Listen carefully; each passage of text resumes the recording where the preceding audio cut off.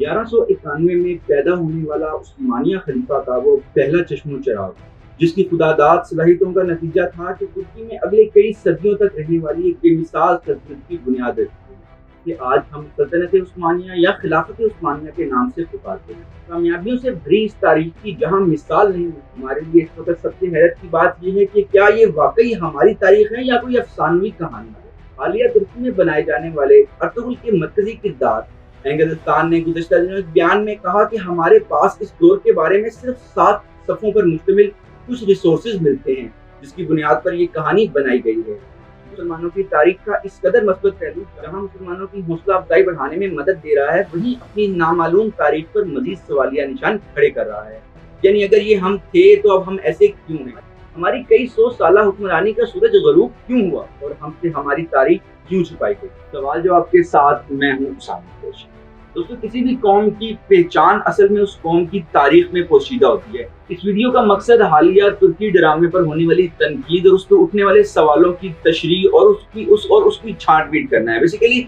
ترکی میں ایک ڈرامہ بنا ارطغرل، ابھی آپ سب بھی اس سے انجوائے ہو رہے ہوں گے اور دیکھ رہے ہوں گے، لیکن اس پہ بہت سے سوال اٹھے۔ پہلا سوال اس پہ یہ اٹھتا ہے کہ کیا واقعی یہ ہماری تاریخ تھی یا نہیں؟ تو جی بالکل، یہ ہماری ہی تاریخ کی ایک ٹرانسلیشن ہے۔ ہماری ایگزیکٹلی تاریخ تو ہم سے نہیں کہہ سکتے کہ کہانی میں استعمال ہونے والے وہ کردار اور وہ تمام کے تمام واقعات واقعی وہ واقعات تھے یا نہیں، لیکن بالکل مسلمانوں کی تاریخ اس سے کہیں بڑی تھی۔ عثمانیہ سلطنت کی تاریخ کا اگر آپ کبھی مطالعہ کریں تو آپ کو معلوم ہوگا کہ یہ تاریخ دنیا کی تاریخ کی سب سے بڑی تاریخوں میں سے ایک تاریخ ہے، یعنی کہ اتنی بڑی سلطنت کی مثال شاید ہی آپ کو پچھلی 1-2 صدیوں میں کوئی اور ملے۔ اگر ہم اس کی تاریخ کے اصل اوراق کو ڈھونڈنا شروع کریں تو شاید ہمارے لیے یہ ڈھونڈنا مشکل ہو جاتا ہے، اور ہم اس وقت اپنے رویوں میں جہاں فوکس کر رہے ہیں کیا وہ واقعی وہی پوائنٹ ہے جہاں ہمیں فوکس کرنا چاہیے؟ دوستو، دنیا کی قومیں جہاں اپنی کامیابیوں کو یاد رکھتی ہیں وہیں اپنی ناکامیوں کو بھی پورا حساب رکھتی ہیں۔ ان کو پتا ہوتا ہے کہ ان کی کون سی غلطیاں اور کون سی کوتاہیاں دنیا میں کس جگہ پر ان کی ناکامی کا باعث بنی۔ تو حالیہ مشہور ہونے والے ڈرامے کو شاید بناتے وقت ان کے خیال میں، ان کے ذہن میں یہ بات نہیں تھی کہ اس کا کتنا اثر ہو سکتا ہے یا یہ کتنا مشہور ہو سکتا ہے اپنے 3 یا 4 سال کے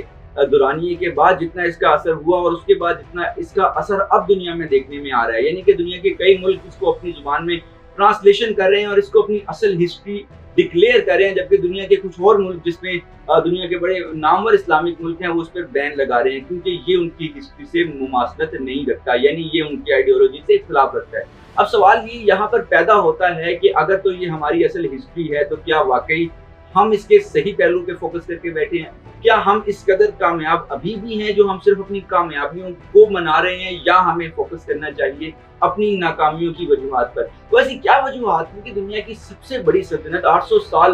سال حکومت کرنے کے بعد اتنی بری طرح گرتی ہے کہ آج اس کی تاریخ ڈھونڈے تو شاید ہمیں مسلمانوں کی لکھی وہ تاریخ بھی نہ ملے جو اصل ہماری تاریخ تھی۔ دوستو، 1122 میں پیدا ہونے والے ارطغرل نے اس تاریخ کی ایسی بنیاد رکھی کہ یہ تاریخ تقریباً 600 سال تک اپنے دنیا پر اپنے نقوش قائم کرتی رہی۔ یہ وہ تمام سوال ہیں جن کو سوشل میڈیا پر نہ صرف اٹھایا جا رہا ہے بلکہ بہت سے ان میں ایسے سوال ہیں جو ہم نہیں سوچتے، یعنی کہ ہم نے کیوں کامیابی سے، وہ کیا وجوہات تھیں کہ خدا نے دنیا کی اتنی بڑی سلطنت اور اتنی بڑی حکمرانی ہم سے چھین لی اور ہماری اس ٹائم یہ حالت ہو گئی کہ وہ یورپی ممالک جو سن 1400 یا 1600 کے درمیان میں خلافت عثمانیہ سے ڈرتے تھے، جنہوں نے انڈیا کا رستہ ڈھونڈنے کے لیے دنیا کا چکر لگایا اور امریکہ دریا، وہ یورپی ممالک جنہوں نے ہمارے نالج کو، ہماری تعلیم کو، ہمارے فلسفے کو ٹرانسلیٹ کر کے ترقی حاصل کی، آج ہمیں ان سے قرضے لینے پڑ رہے ہیں۔ وہ تمام سوال ہیں جن کا احاطہ کرنا بہت ضروری ہے۔ ہاں، اس ڈرامے سے لطف اندوز ہوں، اپنی تاریخ کے روشن اوراق کو ضرور دیکھیں، مگر ساتھ ہی ساتھ یہ ضرور سوچیں کہ وہ کیا وجوہات تھیں، اور ضرور ڈھونڈیں اس چیز کو اور تلاش کریں کہ ہمارے اندر وہ کون سی ایسی خامیاں تھیں، کیا وہ خامیاں ابھی موجود ہیں، کیا وہ ہماری خامیاں اور وہ ہماری چیزیں ابھی بھی موجود ہیں جو ہماری ناکامی کا باعث بنی، جو اتنی بڑی سلطنت کو توڑنے کا باعث بنی۔ کیا مسلمان اب بھی اتنے اختلاف میں ہیں؟ اور آپ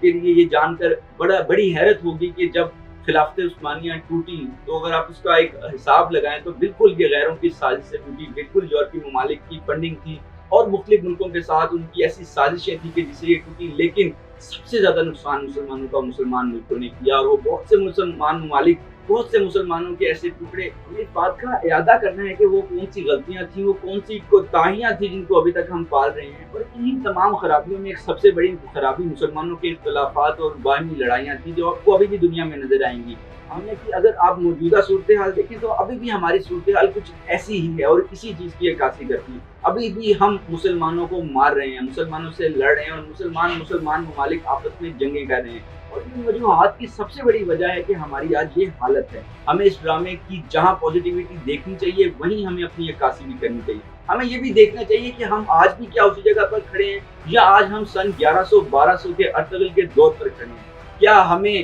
واقعی اس قوت کی اور اس طاقت کی ضرورت ہے، یا ہم صرف ایک افسانوی کہانی بنا کر اس ڈرامے کا مزہ لے رہے ہیں اور ہم اپنے بچوں کے ساتھ بیٹھ کر ایک اچھا ٹائم پاس کر رہے ہیں؟ دوستوں، میری یہ کوشش ہوگی کہ میں اگلے دنوں میں کچھ ایسی سیریز کا آغاز کروں کہ ارطغرل کی اصل تاریخ کو آپ کے سامنے لے کر آؤں۔ تاریخ کی کتابوں میں یہ چیزیں ضرور موجود ہوں گی، لیکن ہم سے یہ شاید بہت دور ہیں۔ ہم مسلمان ہیں اور ہماری تاریخ اصل میں وہ تھی جو ہمیں آج تک پڑھائی ہی نہیں گئی اور آج تک ہم سے چھپائی گئی۔ امید کرتا ہوں کہ آپ اس ڈرامے سے لطف اندوز ہوں گے، مگر ان پہلوؤں پہ جن کی میں نے عکاسی کی ہے اس پر بھی ضرور غور کریں گے۔ شکریہ۔